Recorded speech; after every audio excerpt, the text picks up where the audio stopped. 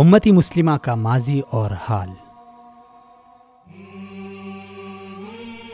گلاب کے سدا بہار پھولوں کی طرح اسلام کا شاداب اور روح افزا پودا بھی کانٹوں کے باڑ اور سنگلاخ زمینوں میں نشو نما پاتا رہا ہے۔ ہر دور، ہر زمانے، ہر ملک اور ہر علاقے میں اس پودے کی اپنے خون سے آبیاری کرنے والوں نے اس کی ساخت و پرداخت، اس کی نشو نما اور اس کی آرائش و زیبائش میں کبھی کوئی کسر نہیں رکھی ہے۔ اگرچہ اس کے نونہالوں کو بے شمار آلام و مصائب کا سامنا کرنا پڑا، اس کے باوجود اس ملت کے جیالوں نے کبھی اف نہیں کیا، کبھی لوٹ کر پیچھے نہیں دیکھا اور ہمیشہ کوئی یار سے نکل کر سوئیدار کی طرف چل پڑنے کو اپنا ملی اور مذہبی شعار قرار دیا۔ الغرض اسلام کی روشن کرن پورے آب و تاب سے مشرق و مغرب کے ہر خطے، ہر گوشے میں اپنی روشنی بکھیرتی رہی۔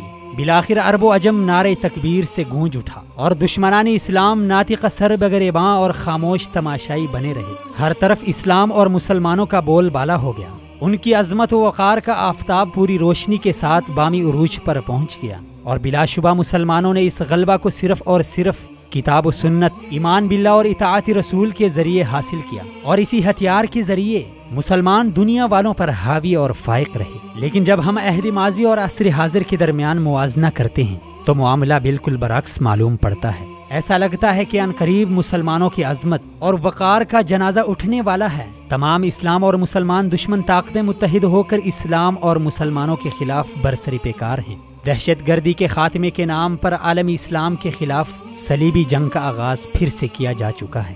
جمہوریت کے قیام کی آڑ میں معاشی بالادستی کے حصول اور دنیا بھر میں موجود قدرتی وسائل پر قبضہ کرنے کی کوشش کی جا رہی ہے۔ افغانستان و عراق، مصر اور فلسطین، لیبیا، بحرین اور شام جیسے مسلم ممالک کو تباہ و برباد کر کے مسلمانوں کی کمر توڑ دی گئی ہے، اور نہ جانے کتنے مسلمانوں کو ابدی نیند سلا دیا گیا ہے۔ مزید یہ کہ عالمی اسلام کو مسلکی تصادم کی جانب دھکیلنے کی کوشش کی گئی، اور اب تک یہ سلسلہ جاری و ساری ہے۔ مسلمانوں کا وقار چھین لیا گیا، مظلومیت کی زندگی گزارنے پر مجبور کیا گیا، جبکہ مسلمان فطری طور پر قائد ہوتا ہے۔ قیادت و سیادت اس کے خمیر کا عنصر ہے، کیونکہ اللہ تعالیٰ نے اس سے رفعت و سربلندی کا وعدہ کیا ہے۔ امامت و خلافت کا عظیم منصب اس کے سپرد کیا ہے، رہنمائی اور سربراہی کے لیے اس کو منتخب کیا ہے۔ قرآن شاہد ہے کہ اس وقت تک سرفرازی تمہارے ساتھ رہے گی جب تک کہ تم مومن کامل رہو گے، اور آج کا مشاہدہ یہی بتا رہا ہے کہ مسلمان آج اس کسوٹی پر پورے نہیں اتر رہے ہیں، جس کی بنا پر ان سے ساری سربلندی کوسوں دور ہو چکی ہے۔ مسلمان دنیاوی رنگینیوں میں پوری طرح ڈوب چکے ہیں، جس میں نہ انسانیت ہے، نہ اصلی زندگی کی رمق، نہ دین کا خیال ہے، نہ اخلاقی حسن۔ پورا عالمی اسلام ایک بے روح جسم کی مانند ہو چکا ہے، نہ مذہبی نور ہے، نہ انسانیت نوازی کا احساس ہے، نہ اخوت کا خیال ہے، نہ مقصد تخلیق کا احساس ہے۔ بس اگر کچھ ہے تو وہ دنیا ہے۔ ہر شخص مادہ پرست، خواہش پرست اور ہوس پرست معلوم پڑتا ہے، اور یہی اسباب، یہی وجوہات ہیں جس کی بنا پر آج ہم ذلت و مسکنت کے شکار بنے ہوئے ہیں، اور ہماری حاکمیت اب محکومیت میں تبدیل ہو چکی ہے۔ جب ہم تاریخ کا مطالعہ کرتے ہیں تو یہ بات معلوم ہوتی ہے کہ ہمارے اسلاف نے دنیا پر حکومت کرنے کے لیے صرف اور صرف دو ہتھیار اپنائے تھے، اور انہی دونوں کی بدولت پورے عالم پر حکومت کر رہے تھے، اور وہ دو ہتھیار قرآن اور صاحب قرآن کی سنت تھی۔ یہی دونوں ہتھیار ہم مسلمانوں سے آج معدوم ہو چکے ہیں۔ ہماری اسلامی تہذیب و ثقافت بالکلیہ ہم سے جدا ہو چکی ہے، اور ہمارے تہذیبی زوال اور غلامانہ ذہنیت کی جو پیشن گوئی آج سے صدیوں قبل نبی مکرم صلی اللہ علیہ وسلم نے کی تھی، آج وہ حرف بحرف صادق آ رہی ہے۔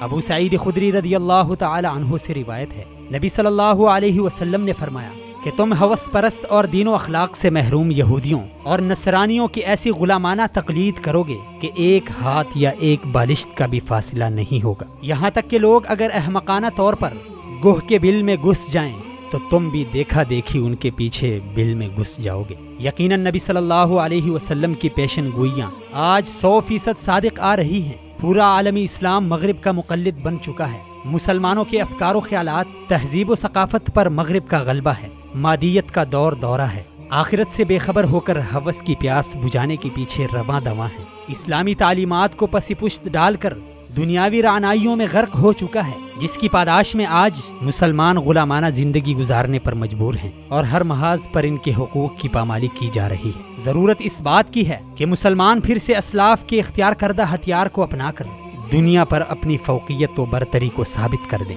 شرابی کہن پھر پلا ساقیہ، وہی جام گردش ملا ساقیہ۔